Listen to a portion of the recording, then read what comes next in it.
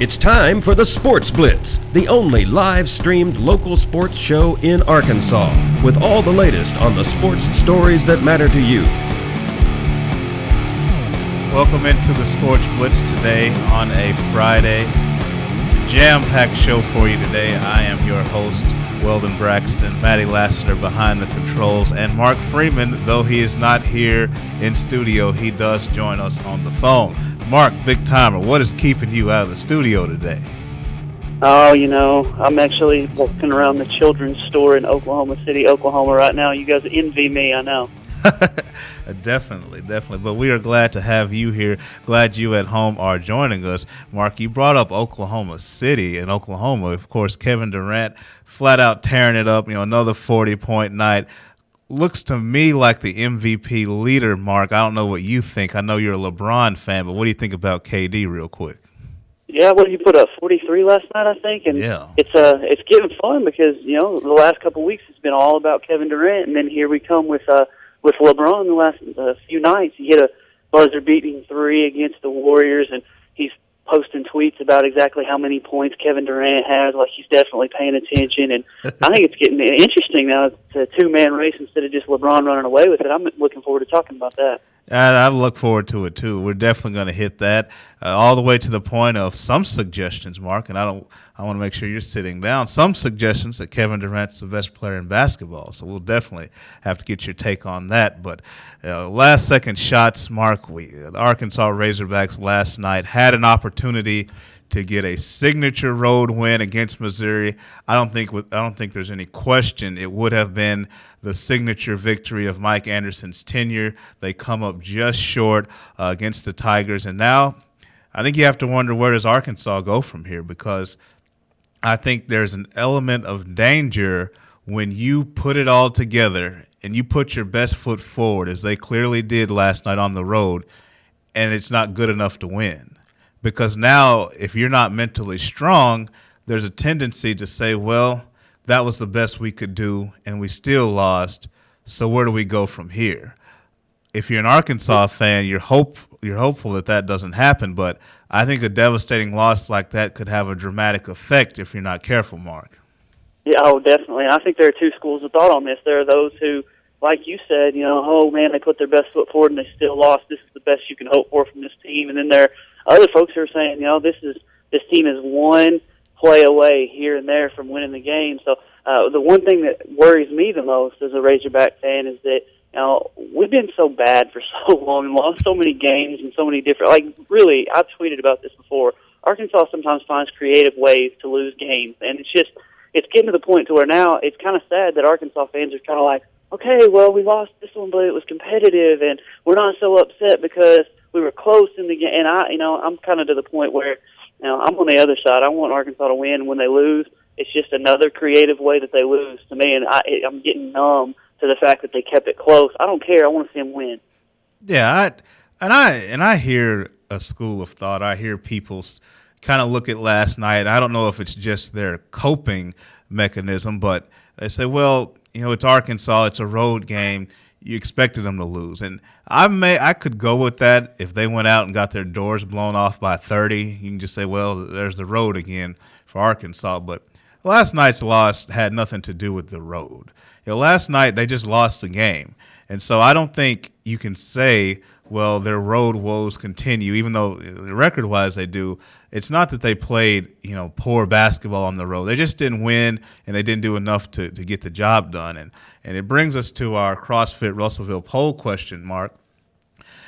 After last night's game, does last night's game against Missouri give you more or less confidence in Mike Anderson as the leader of the program? And the reason I asked that question, Mark, is because Arkansas, no question, played better. But when you look at the last two timeouts and the possessions that Arkansas got out of those final two timeouts, yielded them poor opportunities, poor shots, goes back to the complaint that people have had about Mike Anderson of, can this guy draw up something when they need it? He coached a very good game for the most part, had his team in position, but when it came to late game execution, the final two possessions, they didn't get it done. Yeah, that's a question that, I don't know that any of us are really qualified to answer, so to speak, as far as knowing whether Mike Anderson is the guy. But man, I've been up and down on this, man. I've been a roller coaster as far as I'm with him, I'm against him. I think he's a great coach. I think he's a terrible coach. I'm somewhere in the middle right now, where I think it's the Jimmies and the Joes more than the X's and the O's. You got a guy who has a chance to win the game. Kai Madden's had 3 game-winning shot opportunities. He missed all 3 of them. So they just don't have a guy who they can go to and say, all right, you're going to win this game for us. You're going to get this bucket. And I think it was Jim Harris that tweeted last night that Anton Beard would make that shot next year. So, maybe it is about the guys. I don't know, man. I do think that there are some things that need to be tweaked about the way the team is coached, but obviously I'm not a millionaire head coach in the SEC, so I'm not necessarily qualified to speak to it, but I guess we'll see how the team responds from this loss, because if they bounce back and play well, this could be a blip on the radar where the team runs off to a pretty decent record. I'll just be honest, Weldon. You said the other day that you thought Arkansas would win 4 or 5 games. I thought, ha-ha, but having a chance to win last night, when I said clearly on Wednesday they didn't have a chance. I'm impressed with the way the resiliency the team showed. Absolutely. And we're, as we go on today's show, we're going to look a little bit more at the Missouri game and look ahead to tomorrow's game against an LSU team who is capable of winning in Bud Walton. So you at home need to make sure you understand that. The 10-second rule, Mark, I want to talk about that too a little bit. Of course, college football, there's a proposal on the table to have a 10-second, or you call it a buffer time, in which the ball can't be snapped to allow substitutions. This is something that Nick Saban and Brett Bielema have been the driving force behind. And it looks like it has a chance to go into effect. A lot of debate and a lot of talk surrounding that. So I want to look at that too. And then the staff changes at Arkansas. University of Arkansas loses Taver Johnson. I don't think that's a huge surprise, seeing as how it was announced that Rob Smith would not only coach safeties, but he would coach the entire secondary. That includes the corners, in which Taver Johnson coached last year. So you could kind of see that coming. But Chris Hauser leaves from his administrative position. He was with Coach Bielema at Wisconsin. So, is there more to this, Mark, in your opinion? Do you think there's something going on with Bielema and his staff and working with people, or is this just part of the college carousel? Man, this is interesting. I know Taver Johnson being a holdover from the old staff. I could see him maybe not meshing well, or wanting to take on another challenge, and Bielema sort of allowing that. Sort of like Chris Ash. Chris Ash wanted to go to Ohio State. Well, we got our own reasons for all. I think Chris Ash went to Ohio State. I think he's a pansy, but Taver Johnson going to Purdue, that's his call. But Chris Hauser, that one's a little bit more interesting.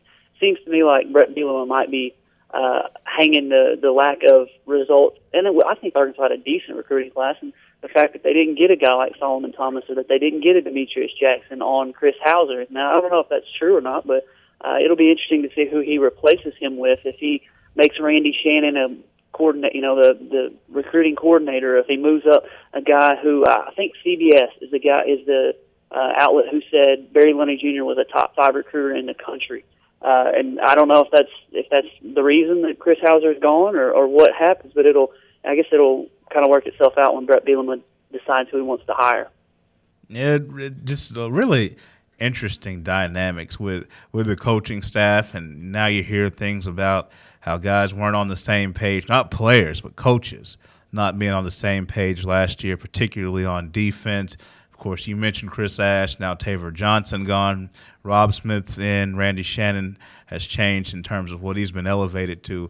That's something we'll keep our eye on. We just have a jam-packed show today on the Sports Blitz, but without further ado, let's go ahead and look at our local sports segment. Mark, we haven't seen any basketball action since we were last on air, but we do have some games coming up tonight.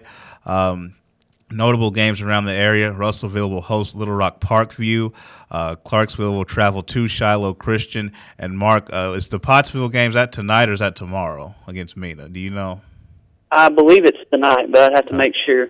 Okay, so those are the main games. Anything jump out to you about those matchups as far as postseason implications or anything like that? Well, as far as postseason implications go, I think Pottsville needs to win and hold serve in the 4A4, because they're still fighting for that 2 seed. And really, they've got a shot at the 1 seed. If Subiaco can beat Maumelle and Pottsville loses to nobody else, Pottsville would end up with the top of the 1 seed. And since they beat Maumelle by more than they were beaten, they would have a shot to win the 4A4 outright, even though it would be a three-way tie, I guess, with Subiaco and Maumelle. So they need to win. Clarksville Shiloh on the road. That's not going to be much of a game. Sorry for the Shiloh folks, but I don't really have a whole lot of sympathy for Shiloh, who beat my Panthers 84-14 in football a few years back. So I hope Clarksville hangs 100 on them. And then the other thing that jumps to my mind immediately, Weldon, is the fact that I get a shudder every time I hear the word Little Rock Parkview when Russellville has to play them. So. Yeah. Parkview did a number on Russellville earlier in the season, and the Cyclones are going to try to right that ship. They're coming off a tough loss against Fort Smith Northside, and so we'll see what they're able to do. Pottsville taking on a Mena team that I don't see them giving them any trouble whatsoever. I was looking at Mena's schedule, scrolling up to see when I could see their last victory, and I just got to tell you, I'm still scrolling. Because Mena has struggled right now. We know Pottsville's playing pretty well right now, so we expect for them to get it done. As Clarksville in their matchup against Shiloh. I want to show some love to Arkansas Tech. The men's and women's teams got victories last night. Each team has won 4 straight. On the men's side, Tyler Friedel, 35 points, made some huge free throws and shots down the stretch. So the Wonder Boys and Golden Suns shaping up in the GAC. We know that as far as men's and women's basketball, it's hard to find a better combination in the country in Division II. So we want to send a shout out to our local teams. If you have information about your team, high school player, little league player, teams, whatever, Mark will always hook you up. Mark, what's your email address? It is mark@rivervalleyleader.com. I'd love to hear from anybody who wants some more coverage on their local teams. Hey, I need to send a shout-out. Tyler Friedel, I think he hit 8 or 9 threes last night, just looking like his brother Brandon out there. And if Brandon's watching over there at Episcopal Collegiate High School, there in Little Rock, I need to get him a T-shirt from the 3-on-3 basketball tournament we won last year. I still haven't seen him, so big shout-out to Brandon Friedel and Tyler for hitting all those threes last night. Absolutely. The Arkansas Tech getting the job done on the floor, men's and women's, winners of 4 straight. So that's our local sports segment. Looking back now across the wire here, Derek Jeter announcing that he will retire following the 2014 season. Jeter's the kind of guy who his intangibles and his leadership will always outweigh his numbers. I mean, he has made the All-Star team countless times. He does have 5 Gold Gloves.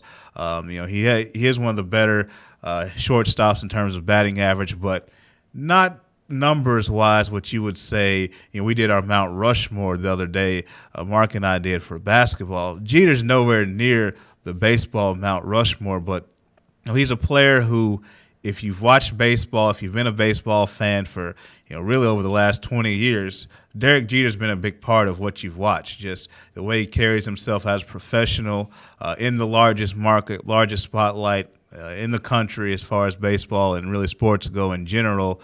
He's not the player he once was, but I think when Derek Jeter is no longer on the field starting in 2015, you're gonna miss something. And I think that'll be his legacy. He is a first ballot Hall of Famer. I know people want to knock him because he doesn't have the elite among the elite numbers, but still a great player. Mark, I know you're not a huge baseball fan, but you have to know Jeter, and I'm sure you got things to say about him.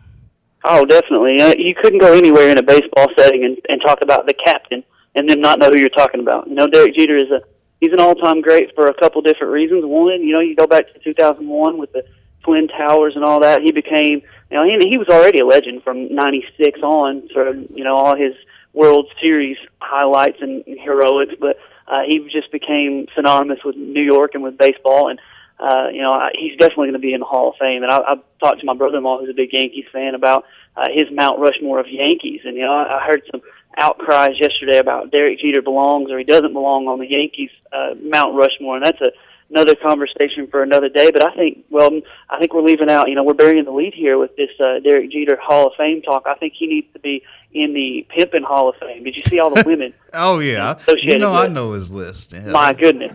Yeah. And, it came out a couple of years ago that, I don't know if this was true, but when he would send them home, let's say the next day, he would have a little parting gift in the limo he sent them home with, like a gift basket in the limo waiting now after he would send them home. And that became a Derek Jeter famous thing that he would do. So, Jeter takes care of him. We know his lineup is impressive, and I'm not talking about the Yankees.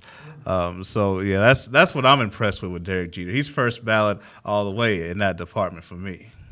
Oh yeah, man, he could sit down to Jessica Alba and move on to somebody else. Man, he's got guts. You telling me? You better get me off Derek Jeter. I'm gonna have to give him a call here in a minute and see what we can talk about. But before we go to break, Mark, we're gonna touch on the NBA, the All-Star Game, and the festivities coming up this weekend, dunk contest, and what have you. But something came up to me that was really interesting this morning on a show. It was about Jimmy Graham. I want to get your thoughts on this. Now, Jimmy Graham, if he does not receive a long-term contract this offseason, he will likely be franchised. New Orleans, they're not going to let him go. But at what position do you franchise Jimmy Graham that is now up for debate? Here's a guy who lined up at receiver 67% of the snaps this year. And if you're wondering why that's important, when you franchise somebody, you're going to get the average salary for the top 5 players at that position. Jimmy Graham, if he were franchised as a wide receiver, would make $4 million more than he would if he were franchised as a tight end. This is obviously a new problem for the league with these hybrid players. What do you think they'll do with Graham, Mark, as far as his franchise tag, if it gets to that? Well, obviously the Saints want to franchise him as a tight end so they can pay him a whole lot less money. Like you said, he wants them to franchise him. Well, he doesn't want them to franchise him at all, but if they franchise him, he wants them to use the wide receiver tag so he gets that more money like you mentioned. I think they'll probably go wide receiver just to show a good face so that they can get him for the long haul. And I think that's sort of evidenced by the fact that they cut a couple folks yesterday, Roman Harper, I think Will Smith. They cut some talented, albeit older, talent just to kind of make room. But I feel like they've got to take care of Jimmy Graham if they want to have the best player at his position in the entire league. Yeah, this is something, it's becoming a newer problem just because guys, you're lining up all over the place. The league, I remember they used to be really strict about this. They were really strict about, I think they still are to a degree, what number you can wear. There's a lot of talk about Reggie Bush not being able to wear his USC number 5 in the NFL because there were rules about if you're a running back. And, the league, of course, was more stringent. A tight end lined up in line 90% of the time. If you were running back, you may have split out wide 5% of the time at most, but now you're seeing running back, receiver, hybrid type players. You're seeing tight end, receiver, guys that can do things inside and out. And I think the league, who is always business conscious, will have to keep that in mind. So, but that's something to look forward to with Jimmy Graham. We're going to go ahead and take a break, but when we come back, we're going to look at a host of other issues, more fallout from the Miami Dolphins situation. Jadeveon Clowney saying if he were paid in college, he may would have come back for another year, and a little more fallout from the Michael Sam situation. So all that and more when we come back.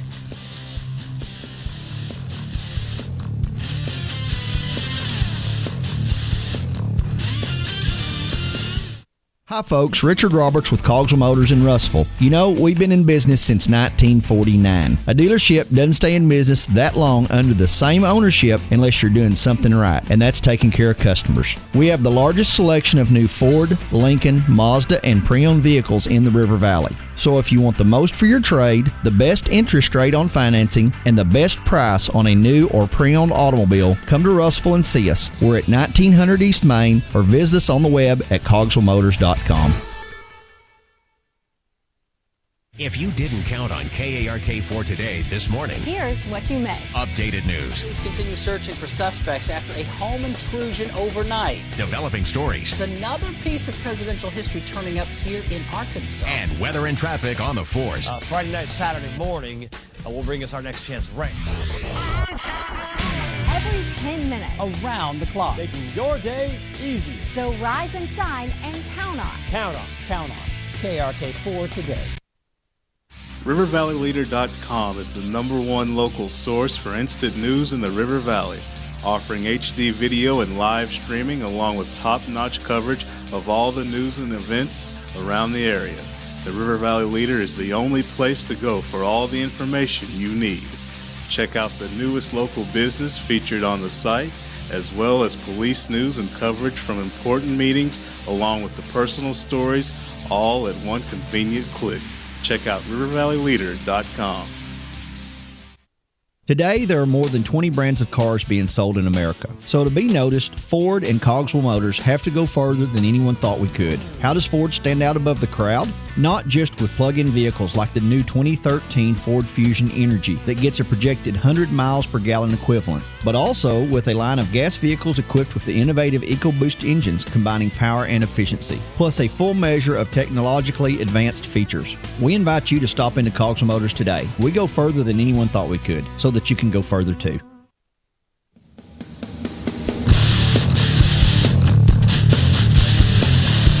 Nine 968-6397 is the number if you want to get in today.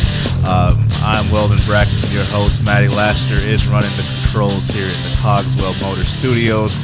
Our good friend Mark Freeman is joining us, I want to say via satellite, but we hadn't quite gotten there yet. But you know, as we said, a lot of things going on. Arkansas basketball, the devastating loss they suffered. We'll see if they can recover from that. But the NBA, Mark, we're at the All-Star break, and an All-Star break, of course, falls a little bit beyond the halfway point in the season. There's always storylines, there's always topics of conversation, but one that can't be ignored is what Kevin Durant is doing. Another 43-point night. He has been sensational this year. I think he is the MVP leader. You're not going to find a whole lot of people who would disagree with that. But it has now sparked a conversation of not only is Kevin Durant the MVP, but right now, is Kevin Durant, I'm going to ask you, Mark, I want you to go first. Is Kevin Durant the best player in the NBA? Nope. It's pretty easy to me. He's still not the best player in the NBA. Let's think about this. Last year, Russell Westbrook was there, and he was taking shots away from Kevin Durant, which he does. I still wouldn't argue that they're better without him. I still would rather have him on the team if I'm the Oklahoma City Thunder. But we knew that Kevin Durant was capable of scoring pretty much at will. He's a scorer. He's a shooter. He's 6'10". He's a freak. He's 6'10". He can get to the basket. He can shoot the three. He can do all those things offensively. But when it comes down to it, and I think LeBron's sort of starting to take offense to all the talk about Kevin Durant, because he's like, look, when I feel the need, I can guard Chris Paul to DeAndre Jordan on the same team. In the same game, I can guard all five positions. Kevin Durant, as much as he's evolved, as well as he rebounds and he does things like that, he's not ever going to be confused for a defensive stopper and a guy that you're just going to lock up on the best player on the other team. He's just going to go score baskets, and that's fine. That's valuable. I think he's going to be the MVP this year, unless Russell Westbrook comes back and they sort of have a little trouble meshing and LeBron just runs out. But I just feel like that people are sort of fatigued with giving LeBron the MVP. But I still think it's not really even that close. If it were it's just not that close. LeBron being the full team player, offense, defense, passing, all that, I still think he's head and shoulders above Kevin Durant. Yeah, and let me ask you about that, because I think a lot of people are fueling their argument for Kevin Durant, not only because he's exploded even more scoring-wise, but they're pointing to his improved assist numbers, his improved rebounding numbers. They're now trying to say that he has become an all-around player in addition to being more of a scorer than LeBron. What do you think about that? I mean, there's some truth to that. He has had to improve in every area of the game. Now, I remember watching Kevin Durant as a freshman at Texas, and you saw him average 20-some points and 14 or 15 rebounds. So he's got the ability to basically do whatever he needs to do to help his team win, but he's just not as gifted a passer and a leader as LeBron James. Tell me this. Since LeBron's been in Miami and Kevin Durant's been in Oklahoma City, has there ever been a moment where you've seen Oklahoma City come up against a time when they needed a stop and they needed a basket and they needed somebody to run a set play, and Kevin Durant did anything other than just shoot the basketball? I mean, did he ever set somebody up for a game-winning shot, or did he ever get a big stop and rebound? I mean, it's just, and I have to duck when I say this because I'm here in Oklahoma City, and I just got to look when I said that about Kevin Durant a minute ago, so I had to leave the room. But it's just, to me, he's just not the all-around player. And we're not talking like he's bad, because he's going to end up being, one of the 50 greatest, 100 greatest players of all time. But we're talking about one of the 10 best right now in LeBron James, and potentially one of the 5 to 3 to 5 best players of all time in LeBron James. So I don't think it's any slight to say that Kevin Durant's just not quite LeBron, because he's a very, very good player, probably going to end up being an all-time great. I agree with you, and I'm going to add to it. Here's my reason why LeBron James is still the best player in basketball. And for me, it's more about longevity. We've seen players have hot weeks, hot months, even a hot portion of the season. I'm not saying Kevin Durant's a splash in the pan. Kevin Durant's for real. As you said, he's going to be on his way to being an all-time great. But we haven't seen this level of play for very long when you put it in the grand scheme of things. If you're Kevin Durant, you have to sustain this over a period of not only months, but years. More importantly, you have to sustain this over a period of rings. LeBron James has been the best player in basketball for a minimum of 4 to 5 years, Mark. I know you would say even longer than that, but nobody can argue for the last 3, 4, 5 years. He's been the best player in the game consistently year in and year out. Kevin Durant hasn't done it nearly that long. That's my number one reason for it. It's almost like baseball when people say, well, who's the best hitter in the game? And they'll look up some numbers and go, well, Miguel Cabrera this month is only hitting .290. John Doe is hitting .320. Well, we're still taking Miguel Cabrera over John Doe. So you have to do it over a period of time. LeBron James has done that. He's won 2 championships doing so. Kevin Durant, if he wants to be considered in my bookmark, he's got to do it over a period of time where he has sustained excellence. And again, LeBron James hasn't been chopped liver lately. I agree with you. I think he has looked at what Kevin Durant's done. He's looked at the credit Durant has gotten, and he's letting you know that he's still here and he's still the best player in the game. And I like watching other teams. I like watching San Antonio play. I like Indiana to a degree, but just for this argument, I want to see Miami and Oklahoma City in the finals. Oh, that would be incredible. That's my dream finals. I said that a couple of years back. Those are my 2 favorite teams in the league, and if they played every year, and for the next decade, LeBron won the first 8 or 9, and Kevin Durant got him one later, I wouldn't be upset about it. But in fairness to Kevin Durant, I don't want to sit here and act like we're sort of bashing him. He's been an all-time great scorer since he came in the league. He's been one of the best scorers in the league since he stepped foot on the court. That's been sustained. But like you said, I think that's the point that needs to be driven home. LeBron James was great, but he wasn't really considered. The torch wasn't really handed to him by popular, opinion and the powers that be in the media and whatnot until he won that championship. He can win all these MVPs, but until he wins that championship, it's kind of like the Peyton Manning discussion in football. Can he be the best ever? Well, no, because he loses all these Super Bowls, and that's what everybody's, thinking right now. So until Kevin Durant wins a championship or 2, he's still going to be a little bit behind LeBron in a lot of people's conversation, and he'll always be there, in my opinion. I agree with you. Speaking of the NBA, Mark, you know how sometimes things get on my nerves, and I just have to address it. And I may not be the commissioner, Adam Silver, the new NBA commissioner. He's the guy in charge. He probably won't take my suggestions, but I still have the right to offer them up. We are at a point to where we need to review the playoff situation because it's gotten to a point to where it's no longer a trend. The Western Conference has been superior to the East for at least the last 10 years. You even go back to the Shaq and Kobe days when they had to battle with Sacramento and San Antonio and Dirk's Dallas teams. Then later on you sprinkle in Steve Nash's Phoenix teams, just loaded in the West. The East just hasn't done it. I'm looking right now at the standings, Mark.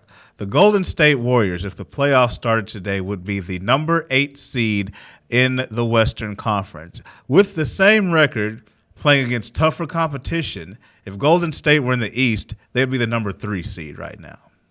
Number 3. So, yeah. I mean, that just tells you all you need to know about the disproportion in terms of teams in the NBA. Now, my first proposal is one that I feel very strongly about. My second one, it's up for debate. It's a little more controversial.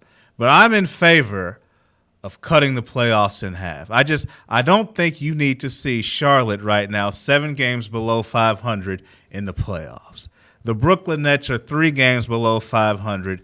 They're in the playoffs. Oh, the Atlanta Hawks are just showing off at the 5th seed. They are 1 game below 500, comfortably in the playoffs as the number 5 seed. I don't need to see that. But again, as I just said, the Western Conference is tough. You have 9 or 10 teams who are qualified to make the playoffs as well. So, again, I think the playoffs should be cut. We don't need to see those mediocre teams. I wouldn't even go against it, Mark, if the league decided to just seed everybody equally. In terms of just I want to see just the 8 best teams in the league. You may end up with 6 Western teams and 2 Eastern teams. Just forget about East and West in the playoffs. I just want to see the best teams. I wouldn't even be opposed to that because I think it's ridiculous the fact that Golden State is on the brink of missing the playoffs, playing against tougher competition in the West, while the Charlotte Bobcats playing in the lowly East can't even get to 500, yet they will most likely be in the playoffs. Those are just my thoughts. Look, I totally agree with you. I wouldn't be too upset. Now, look, looking back, they play an 82-game NBA schedule, but every team plays every other team.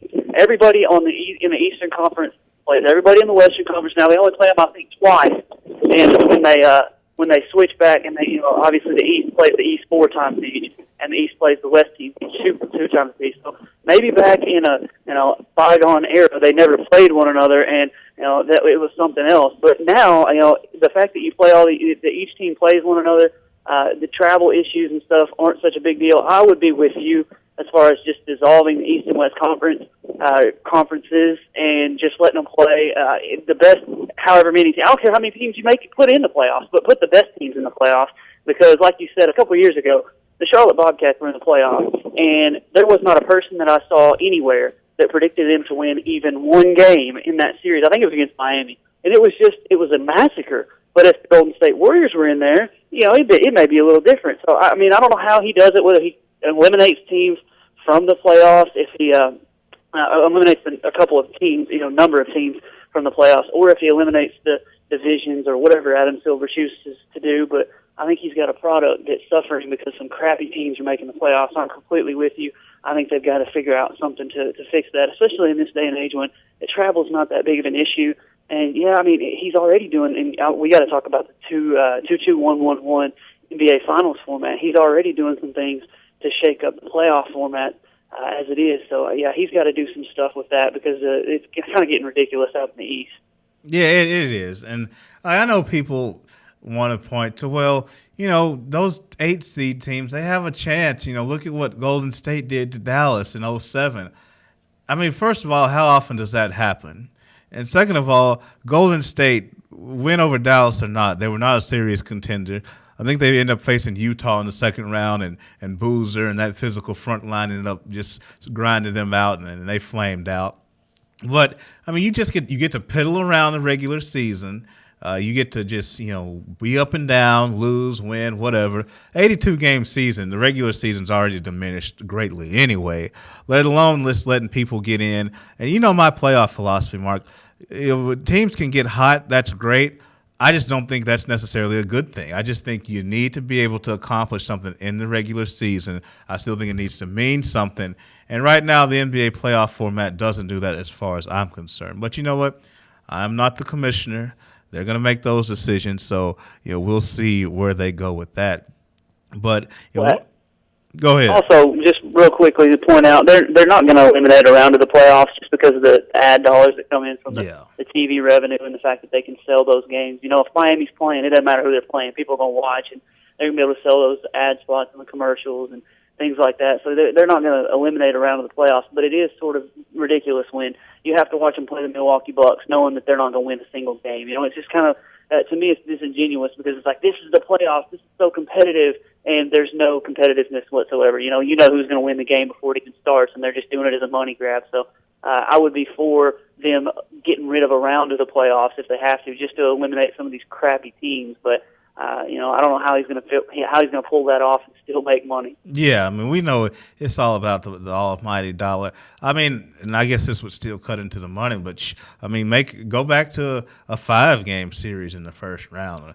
A 3-game series really wouldn't hurt my feelings. If you have to have the Milwaukees of the world in the playoffs, at least let's just get them out as quick as possible. So we'll see how they handle that. But looking in the NBA, Mark, we talked about Durant, talked about LeBron.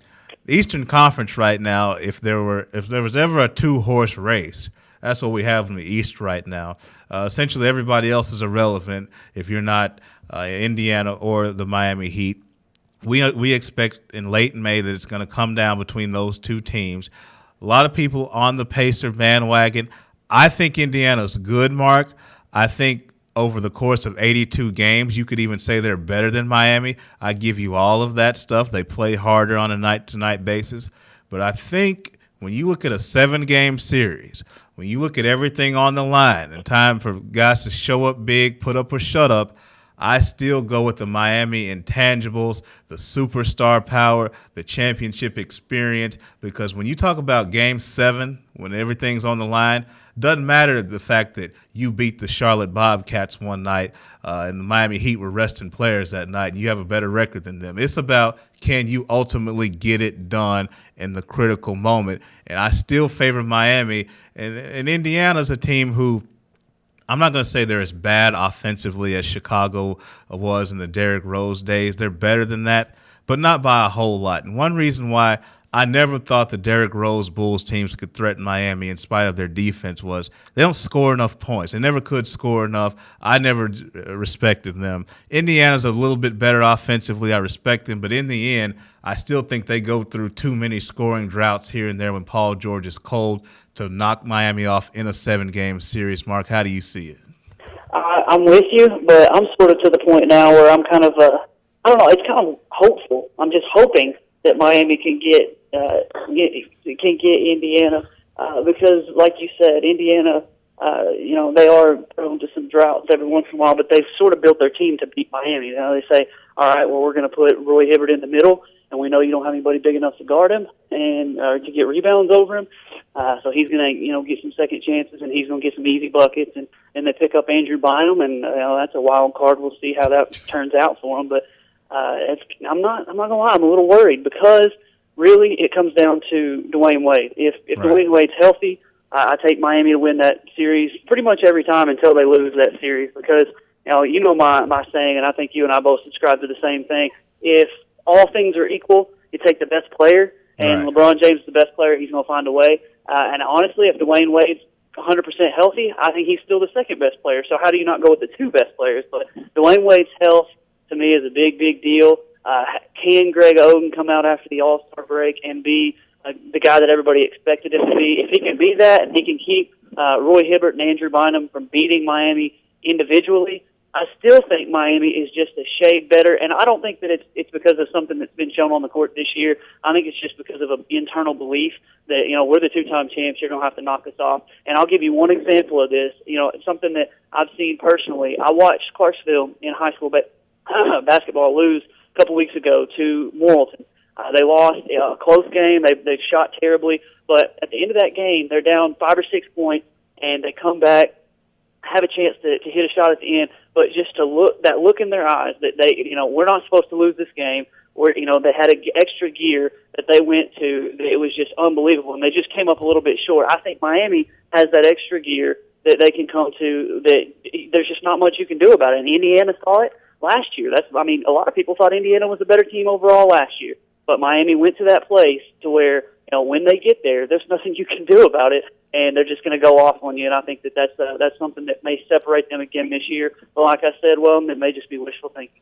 You had to get the Clarksville Panthers in the discussion, didn't you? You had to do it. You had to get them in there. I got to give the Morrilton Devil Dogs credit. They still beat them, though. That's right. And they will be playing each other again here coming up, so we'll look forward to that here in local action. Yeah, I agree. I think Dwayne Wade is the wild card. Everything I'm saying is predicated on Dwayne Wade being healthy. We're hearing about complications with his knee in terms of some nerve damage, and obviously when you start talking about nerves, you're talking about long-term issues. if he can't be Dwayne Wade in the playoffs or against Indiana, then all bets are off. I think you have to give the Pacers an edge. But many times last year we thought Dwayne Wade was finished. Then he comes out and has a 30-point night in the NBA Finals. He's played possum on us before the last couple of years, and he's shown up big when he's had to. But maybe it's something more serious this year. If not, that may be reason for concern. So NBA is always fun. You can check out the All-Star game this Sunday. All the big names will be there. You'll get to see who wins. I don't know anybody who would bet on the All-Star game, but the West is a 6-point favorite. So if you want to bet on a bunch of players who don't care and some do and don't, you can go ahead and be my guest. The Slam Dunk Contest and the festivities, we've talked about that. That will be on Saturday night. And then you got to watch the celebrity game tonight. You know, Mike and Mike will be in it. I'm sure Kevin Hart will be in there trying to throw up some shots. So you can catch all that action this weekend. We're going to hit a break. We've got Arkansas Razorback talk coming up. Plenty changes on the staff. What does that mean? Basketball team, they have to recover from a tough loss and get ready for a good LSU team. As well as many other things coming up. Also, some more Michael Sam talk. I've got a little bit of a thought on that, so be ready and stay tuned.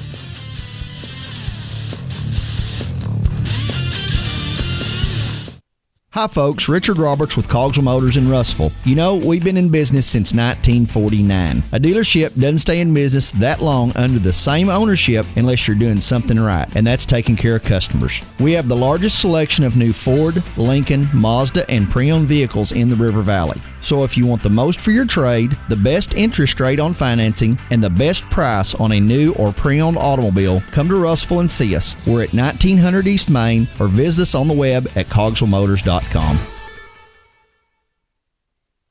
If you didn't count on KARK4 today this morning, Here's what you missed. updated news, Police continue searching for suspects after a home intrusion overnight. developing stories, There's another piece of presidential history turning up here in Arkansas. and weather and traffic on the force. Friday night, Saturday morning will bring us our next chance rain. Every 10 minutes.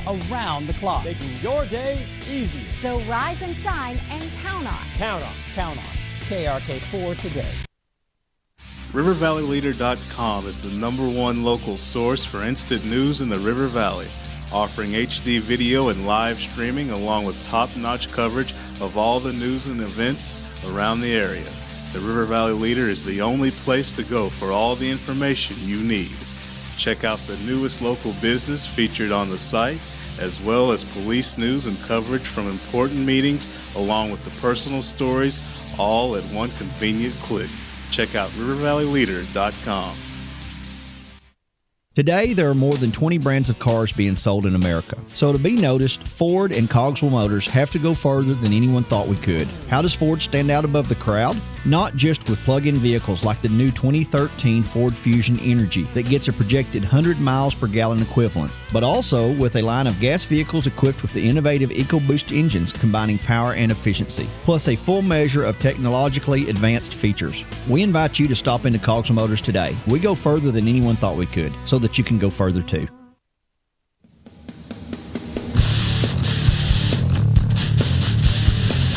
Closing the show here on the Sports Blitz. If you want to weigh in, you still have time to do so.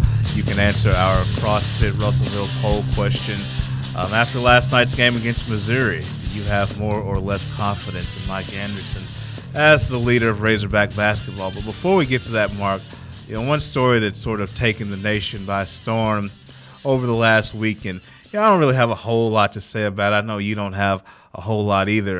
The Michael Sam situation, of course, we know he announced the fact that he was a homosexual last weekend. It took everybody, I don't want to say by surprise, but it captured everybody's attention. And, for me, it's one of those things. It is what it is. There's no use in, pounding the table to give thoughts or opinions. But one thing that did strike me yesterday, and I saw that it's been floating around and people have been talking about it, and that's the distraction of Michael Sam's announcement, the distraction of his sexuality. And I've heard people suggest, well, I can't see how NFL teams would consider this to be a distraction. They have people who rape people and assault people and sell drugs and get arrested all the time. So how is that not a distraction, yet Michael Sam's situation is? And I completely disagree with that logic. And here's why. When somebody gets arrested, how many times do you turn on ESPN or whatever it may be and you see somebody got arrested for DUI, drug possession, assault, domestic situations with women? It's not a good thing, but it happens all the time. You see it all the time.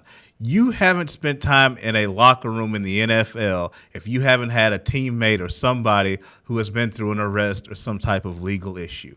I mean, these days, even in college, you go to a big-time college, you probably have a few teammates in your locker room who have dealt with legal issues. I'm not saying it's right. I'm not saying it's okay. But in terms of the distraction element, it's commonplace to a degree. It just is.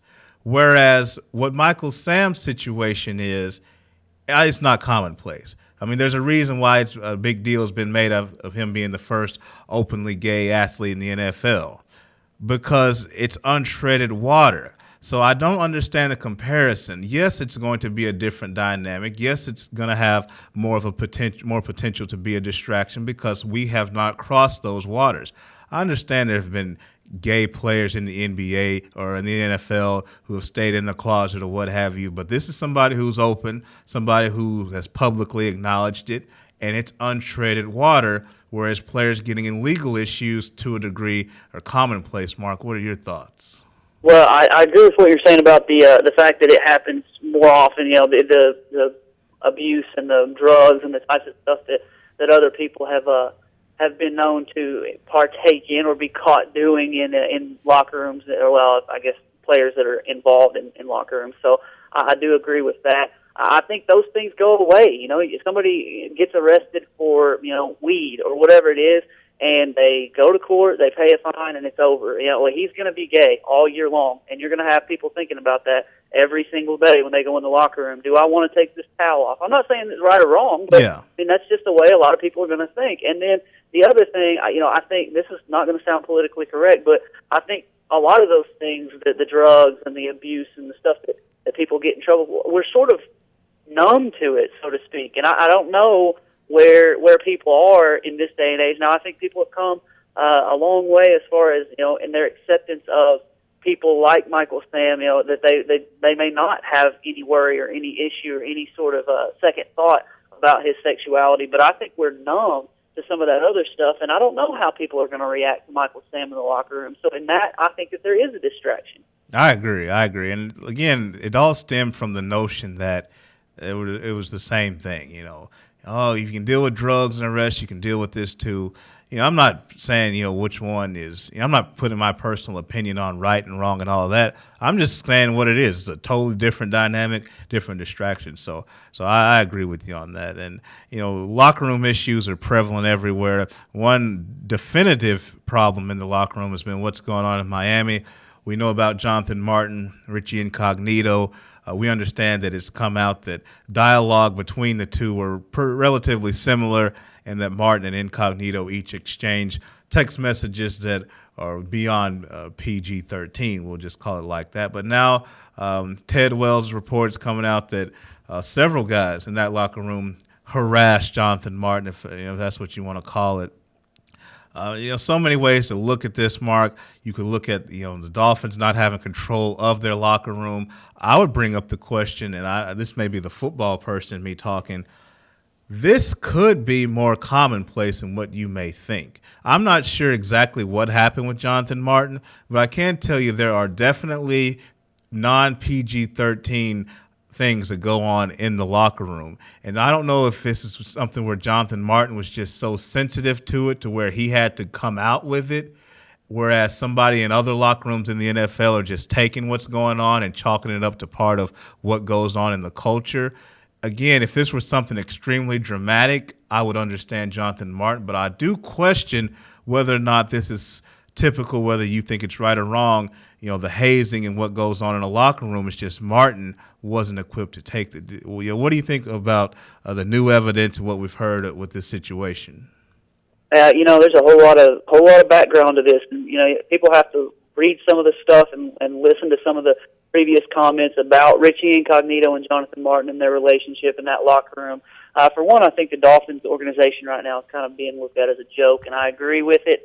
But, one thing, so points to Richie Incognito's character. The Twitter rant he went on the other day, the truth is going to bury you, Jonathan Martin, and then the truth, quote unquote, comes out in that report, and it's nothing at all positive about Richie Incognito, so I didn't know what was going on with that. And then I don't know if you've seen this, Weldon, the text messages that have surfaced that allegedly Richie Incognito and another offensive lineman texting back and forth to one another about gun scopes, and it's good. They're good for killing black people and killing Jeff Ireland and all. And it's just like, I know they're joking with one another, but if that speaks to the way they joke all the time, and it speaks to the character that they have, I've got nothing for them. I agree. I agree with that. And again, that's what I'm talking about in terms of their standard locker room things that are unacceptable to the rest of the world that happens in the locker room. But then there's that. And then that's that step beyond, that's that, something else where the league doesn't need to go. And I know players don't want to go. You can give guys a hard time. You can still keep that, that male culture in the locker room without it getting twisted and downright distorted and downright creepy, which is where the direction that went. So I think everybody involved ought to be ashamed. I'm just going to sum up my thoughts on that. Because we're running short on time, and I want to get to more important things than the dysfunction of the Miami Dolphins locker room, particularly with the Arkansas Razorbacks. Mark, we talked on the top of the show about the turnover with the Razorback staff. Now, Chris Ash, of course, he left to take I'm going to say a lesser role with Ohio State, although you can say it's a more prestigious job. Charlie Partridge left to become a head coach, so we understand that. With Taver Johnson and Chris Hauser, Mark, do you see this as something to where they were sort of shown the door as in, we're going to change guys' responsibilities, so your job may change a little bit, so you might want to look elsewhere for a job. Do you think it's like that, or are these guys just making career changes? I think it's exactly like that. Like you said, I honestly don't know that they both had the option. It seems like they probably did. But, Brett Bielema being the way he is, he seems that he would be one that would, he'd write a handwritten letter of recommendation for those guys to the next job and basically say, look, we're gonna put Randy Shannon in your job, Mr. Johnson, and we're gonna let you decide what you want to do, with that information. So it seems like he was sort of shown the door, and that's sort of the way that went. But to me, the interesting stuff is what happens to fill those spots. There was some, I don't know who the rumor is right now. I haven't been able to look, but there was some talk the other night about a high school football coach in Miami possibly being a guy, and I thought that was interesting because it was a recruiting pipeline, but nobody knows anything about how he, can really coach the college level if he could. So I'll be interested to see how Brett Bielema fills these positions. Yeah, I will too, Mark. And I'm not ready to go where I think some other people have gone in terms of saying this is the spelling out of destruction or doom, or Coach Bielema's losing control of the program. Things are unraveling. It's all about to go down the toilet soon. I don't think these changes represent that yet. Now, you lose 3 straight games next year and have issues, and we may have a different discussion. But I think there are just changes right now, and Coach Bielema is trying to get this staff to where he wants it to be. That'll be something we monitor. But speaking of football, Mark, the university and its partners are announcing the application to sell alcohol in certain areas of the University of Arkansas, some of their sporting events. The Razorback Stadium area, that's something they're going to look to do upon approval. And then they've seek license for Bud Walton Arena and other venues, although plans for those places to sell alcohol aren't necessarily in place. What do you think about the change? What kind of impact do you think it'll have? Yeah, I heard about a study that said when they sell alcohol inside the stadium that, violence and any sort of police involvement goes down. And I guess that just speaks to the cost of the alcohol and the fact that people come in there to buy it, and it costs them $9 for a beer, so they don't drink so much and they don't get so crazy. But, I think there are going to be people who find ways around that. But, the statistics don't lie. To me, it's not that big a deal yet. Now, when in the entirety of Razorback Stadium can buy beer, maybe, I don't know. But as of right now, if I'm not mistaken, the talk was about, the club seating and the indoor club seating, which, those are the uppity, snooty, and I've sat there once before. You have your own elevator, your own door, and people aren't even allowed to go up there if they don't have the tickets in that area. So, to me, I don't think it's going to affect much right now. Yeah, I don't either. And I think this goes more to the stadium attendance issue for me. There's a lot of talk, not with the Razorbacks, not only with the SEC, but really the NFL too. How can we get people to the stadium? Television is so great right now. The size of the televisions you can have, sitting in your own room, not dealing with parking and traffic and walking and all these different things. And so, for me, I think as we move forward, I'm in favor, and especially if you're thinking of building a stadium, and if you have one already with empty seats, I think you're going to have to do more things like alcohol sales, like doing more promotionals to get people into the seats at Razorback Stadium and really all over the place, because right now people just aren't wanting to come out. So I think, I always thought you should do something like Razor Fest, what the Hogs do for spring football, what they do before the spring game. I think you could have a Razor Fest type event before every home game. I think you should have a concert, bring a decent musician in before the game. You have to make the games more of an experience. You have to make them more fun all around. I think as you see stadiums being built moving forward, I think you're going to see quality over quantity. We may only have 60,000 seats in our new stadium, but boy, you're going to have the restaurants and the concessions and all these cool things. It's going to be a more expensive ticket, but it's going to be a more high-quality ticket. There's going to be fewer people in the stands. I think that's the direction stadiums are going. So, again, I think this is another step in that direction. I'm with you, Mark. I don't think it'll have a huge effect because you're not serving the general attendees, just the people up in the club seats. So we'll see how. Well, and another thing real quickly about attendance, I know there's one thing and one thing alone that will have the biggest impact. Having a concert and having all these nice things and stuff to get people to show up to Fayetteville, that's one thing, and that's great. But you're not going to have a problem selling out the 72,000 stadium, or the 20,000 Bud Walton Stadium if you win. So I think Jeff Long and the coaching staffs understand that, okay, the TV contracts are going to keep some people at home, but my goodness, there's a couple million people in Arkansas. I'm pretty sure you can get 70,000 for a football game, especially if Arkansas is winning. So I think that, winning will take care of the stadium issue. Now, I know, Weldon, you're speaking to a bigger issue as far as countrywide, playing, 120 different college campuses trying to figure out how with TV that they can fill their stadium. But I think here in Arkansas, that problem will take care of itself when Arkansas starts winning. Oh, I agree with you 100%. I think it's funny that these things kind of come up when you're not winning, too. So I think that's to your point. We're hearing about these things in the state of Arkansas where, unfortunately, our top two revenue-producing sports aren't exactly tearing it up right now on the field and court. So I think there is something to be said for that. So, looking ahead to the weekend, Mark, the Diamond Hogs will open up, I believe, today against Appalachian State. Young team, replacing some guys on the mound. You have the Benintendi kid, the leadoff guy from Ohio, true freshman, Dave Van Horn. I heard him talk yesterday about really being confident that he has a true leadoff hitter. We know about the flattened seams with the ball. So offensively, I think we've said this the last couple of years, you think they're going to be able to put more runs on the board, but you hope, Coach Jordan, who does a great job, you hope the pitching staff can get up to par after they lost some arms. Still, Mark, when you look at Hog baseball real quick, what do you think about the season outlook and possibly getting to the NCAA tournament? I think they'll make the NCAA tournament. I don't really ask me how because I haven't been able to look at the schedule, but I heard Dave Van Horn on Bo Mattingly's show yesterday, and he sounds like a caged animal, like a caged beast right now. He's upset with the way they played last year. He's got an edge to him, and I think that he's going to coach his team to play with that sort of edge.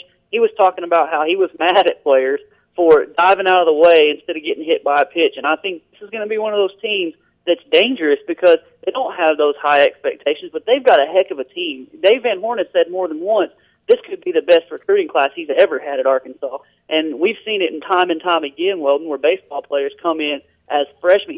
Guys go out before they even come to college. They go out out of high school straight to the Major League Baseball system.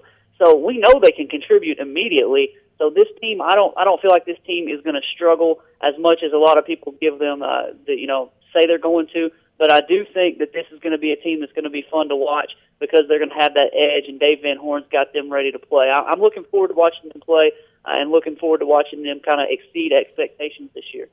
I agree, and it'll be fun to watch. Real quick before we get out, let's revisit our CrossFit Russellville poll question. Last night's game against Missouri, did it give you more or less confidence in Mike Anderson as the leader of the program? Wes Maurice chimes in. He says more confidence. We played a good game. We just don't have a go-to guy. I think he's right. The reason why this question gets some attention to me is because Arkansas did play well, but they did not execute. They had 2 timeouts, offensive possessions out of 2 timeouts, didn't get a good look either time. That speaks to people questioning Mike Anderson's ability to draw things up and get good shots out of a timeout. But he did have Arkansas in place. I think Mike Anderson's a proven winner. He's shown he can get it done. The team took a step showing you what they can look like. I think they'll get even better. Yeah, you know where I am as far as, he leaves some things to be desired for me offensively, just drawing up a play when it needs to be made. I've said that I think that there's an issue with the Jimmies and the Joes and, the guys that are going to execute the plays. Eventually, he'll either get that corrected or he'll be gone. So, it's going to work itself out. But I do want to point out that this team has improved. They've come together a little bit. He's had to deal with some issues. Who knows what the Qualls and Harris issues were, but he's had to deal with some stuff, and it seems like the team's come a long way. I guess by the end of this season, we'll know a whole lot more about these guys, but I guess I'm sort of about the same confidence, but I can see improvement on the team. So I guess if I'm being technically, politically correct here, I'd say that I'm a little bit more confident. Yeah, I think that's where I fall too. Well, Mark, I appreciate you joining me today. I know you're out of pocket doing your thing in the great state of Oklahoma. Don't get blown away by the wind out there. It sounds like it's pretty fierce. Yeah, I'll try not to. You guys have a good weekend. All right, thank you. That is Sports Blitz host Mark Freeman out on the road today. We enjoy having him in today. I enjoy you giving us an hour of your time. We will be back on Monday. We'll have plenty to talk about. Arkansas against LSU, the results from that, baseball results, as well as things from the NBA. I'm Weldon Braxton for Maddie Lassiter and Mark Freeman, who just left us on the phone. We will see you on Monday.